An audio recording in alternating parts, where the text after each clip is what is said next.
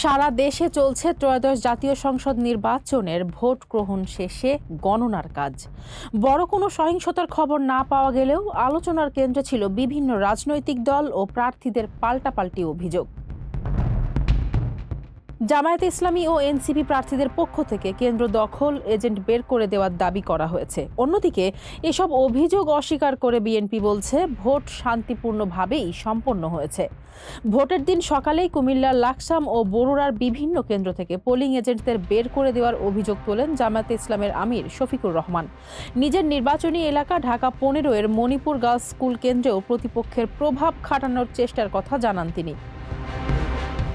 তবে সেনাবাহিনীর হস্তক্ষেপে পরিস্থিতি নিয়ন্ত্রণে আসায় ভোট গ্রহণকে মোটামুটি শান্তিপূর্ণ বলেছেন তিনি। খুলনা 5 আসনের প্রার্থী ও দলের সেক্রেটারি জেনারেল মিয়া গোলাম পরোয়ারও কিছু জায়গায় প্রভাব খাটানোর অভিযোগ আনেন।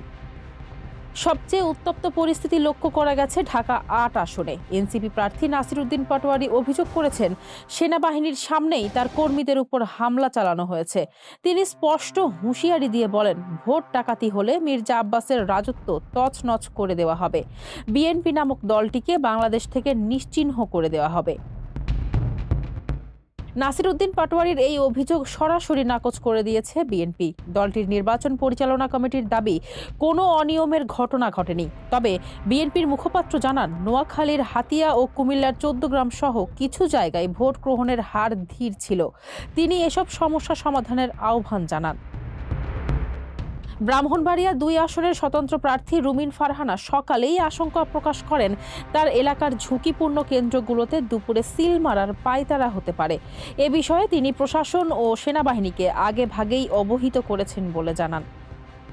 গণঅভ্যুত্থানের পর আওয়ামী লীগবিহীন এই প্রথম জাতীয় নির্বাচনে 299টি আসনে ভোট গ্রহণ চলছে। একই সাথে ভোটাররা তাদের মতামত দিচ্ছেন গণভোটেও। অভিযোগ থাকলেও সাধারণ মানুষের দৃষ্টি এখন চূড়ান্ত ফলাফলের দিকে। ফারজানা হাসিন, মানবকণ্ঠ।